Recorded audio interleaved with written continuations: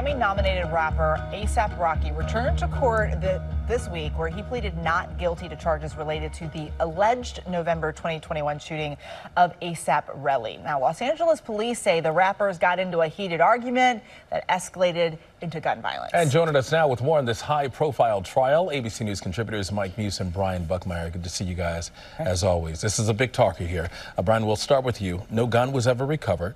The surveillance videos, they aren't clear. So how in the world did this case even make it to trial to begin with? So it's two things. It's a patchwork of circumstantial evidence. You've got two different videos, one showing a person that they can't ID with what they believe to be a gun, but they're able to identify the clothing the person is wearing, and then a subsequent video where the police are saying, well, that's A$AP Rocky, even though we can't see a gun. And again, they're kind of patchworking together. But ultimately, it's moving towards trial because of the standard that's needed to provide enough information to go to trial. It's called a preponderance of the evidence, or more likely than not. So the reason why it's going to trial is because literally it's more likely than not there's enough information based on the people making the accusations that A$AP Rocky shot at A Relli.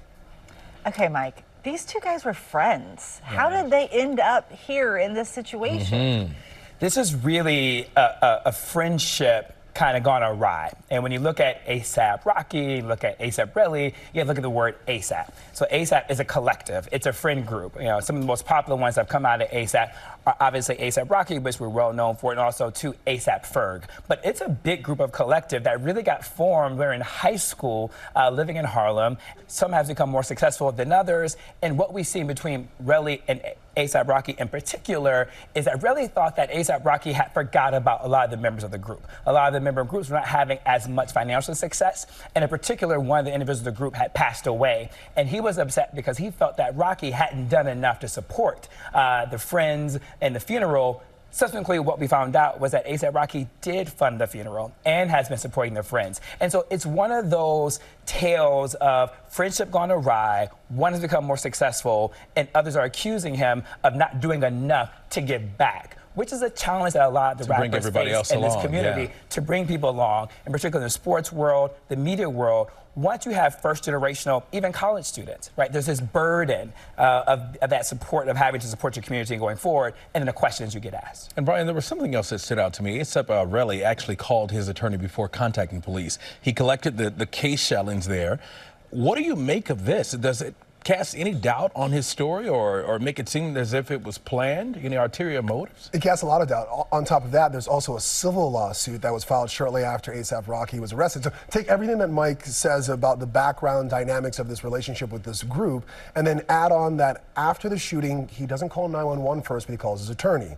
Law enforcement goes and surveys the incident or the place where it allegedly occurred, and they don't find any evidence of a shooting, but somehow Relli, days later, provides the shell casings, but there's no gun. So how do we know that these shell casings went with this gun? How do we know that a shooting actually occurred? They say there's a video where 2 shots went off, but A$AP Relli says that 3 to 4 shots went off. And so there's a lot of kind of ambiguity and potentially reasonable doubt in this story already that when it goes to trial really is a question mark as what's going to happen. Okay, Mike, we got to talk possible strategy here. So what will A$AP Rocky's legal team be trying to do as we watch this play out? One thing I'm looking out for is that A$AP Rocky's defense attorney said that A$AP Rocky is cool as a cucumber right now. And I think when a defense attorney says that their client is as cool as a cucumber, indicates that they have something to disprove this case in totality.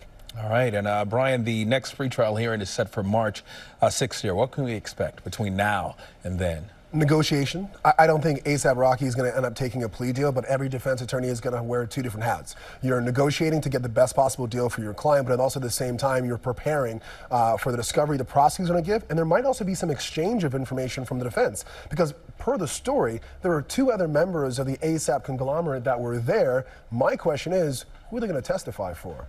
Goodness gracious. Talk about some friend group drama. It's going to play out. All right. ABC News contributor Mike Muse and Brian Buckmire. And before we go, we have to say congratulations to you and your Michigan Wolverines. Go Blues. Don't say it, just say thank you. Thank you guys so much. Really appreciate it. Happy. On behalf of University of Michigan, we say that.